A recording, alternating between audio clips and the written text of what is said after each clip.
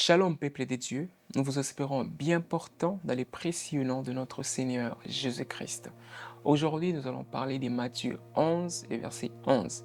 Mais avant de toucher notre verset phare, nous allons commencer un peu plus haut afin de pouvoir comprendre les contextes. Jean, ayant entendu parler dans sa prison des œuvres du Christ, lui fit dire par ses disciples: Es-tu celui qui doit venir ou devons-nous en entendre un autre? Jésus leur répondit: Allez rapporter à Jean ce que vous entendez, ce que vous voyez.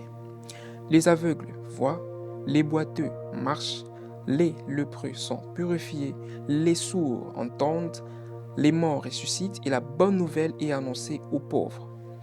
Heureux celui pour qui je ne serai pas une occasion de chute.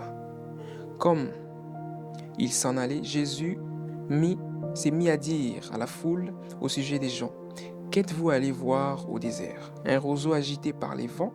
Mais qu'êtes-vous allé voir? Un homme vêtu d'habits précieux? Voici ceux qui portent des habits précieux sont dans les maisons des rois.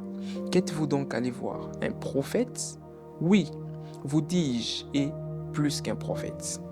Car c'est lui dont il est écrit: Voici, j'envoie mon messager devant ta face pour préparer ton chemin devant toi.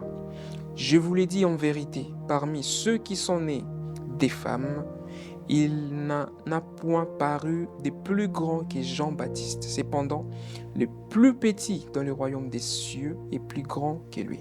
Dans ces passages, lorsque nous commençons à partir du verset 2 au verset 5, Matthieu nous introduit dans une forme de question-réponse entre Jésus et Jean-Baptiste. Jean-Baptiste se pose la question: est-ce que Jésus-Christ est le Messie qui devrait venir ou il devrait attendre un autre? Et Jésus-Christ ayant entendu cela, il dit à ses disciples: allez rapporter à Jean-Baptiste que les aveugles voient, les boiteux marchent, les lépreux sont purifiés, les sourds entendent, les morts ressuscitent et la bonne nouvelle est annoncée aux pauvres. Une forme de confirmation selon Luc 4, 18. Et à ceci, Jésus-Christ essaye d'introduire les disciples dans une forme de questionnement.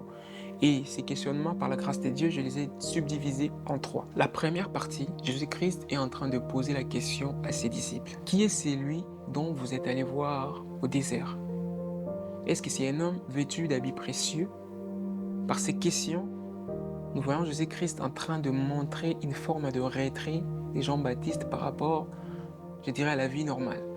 Jean-Baptiste s'est retiré du monde pour aller se réfugier dans les déserts. La deuxième partie, ou le deuxième point, dans ces questionnements, Jésus-Christ est en train de nous faire comprendre que Jean-Baptiste est plus que tous les prophètes qui sont venus dans l'Ancien Testament.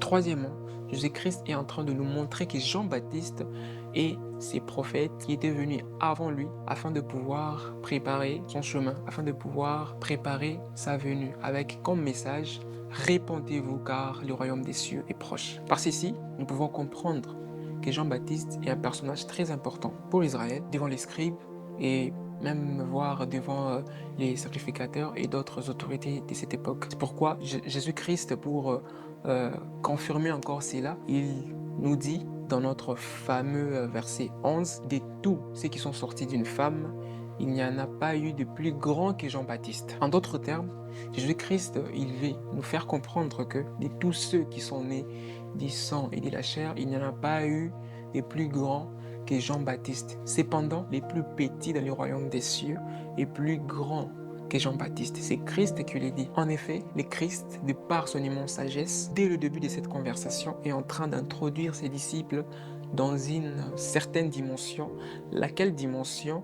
Il est en train de les introduire dans la réalité de l'évangile et de son œuvre. Cet évangile ou son œuvre, disons, l'évangile en soi est basé essentiellement sur sa mort et sa résurrection. Et à cela s'ajoute la vie de piété qu'il a eu à marcher ici sur terre, dont il nous impute la justice, bien sûr, lorsque nous croyons en lui. En d'autres termes, Jean-Baptiste est grand, voire même plus grand que tous les autres prophètes qui sont venus avant lui. Mais ici, Jésus est en train de nous dire que le plus petit dans le royaume des cieux est plus grand que lui. En parlant même du royaume, lorsque vous lisez Matthieu à partir du chapitre, je crois, 3 ou 4, jusqu'au chapitre 7, Jésus-Christ est en train d'enseigner aux disciples ou à la foule les réalités du royaume.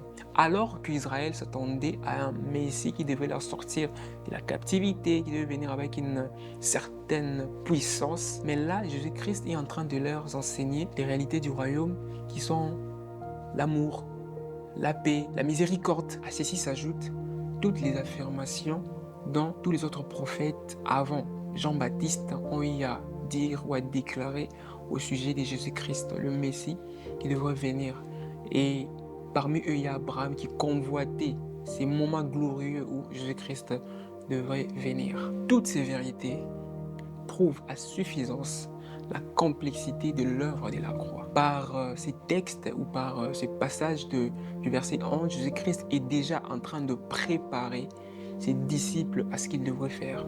Lorsque vous vous rappelez de sa conversation avec Nicodème, il met encore un accent sur ça. Il lui dit, toi qui es un docteur de la loi, tu ne connais pas ces choses, parce que Nicodème était en train de lui poser la question, est-ce qu'il doit encore rentrer dans les ventres de sa mère?